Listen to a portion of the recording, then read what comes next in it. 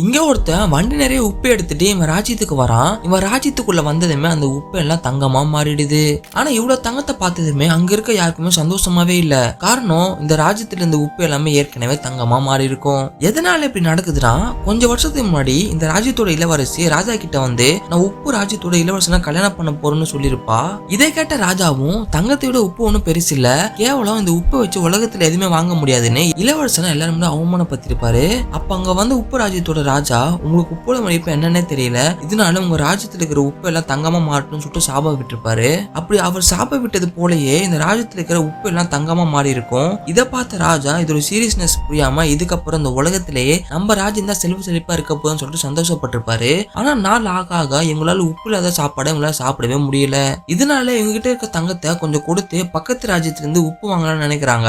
ஆனா அப்படி வாங்கிட்டு அவர் உப்பு உங்க ராஜ்யத்துக்குள்ள வந்ததுமே தங்கமா மாறிடுது. கடைசியில இந்த ராஜ்யத்துல வாழ முடியாம மக்கள் எல்லாம் வேற ராஜ்யத்துக்கு போயிடுறாங்க. இந்த ராஜ்யமா இழிஞ்சு போயிடுது.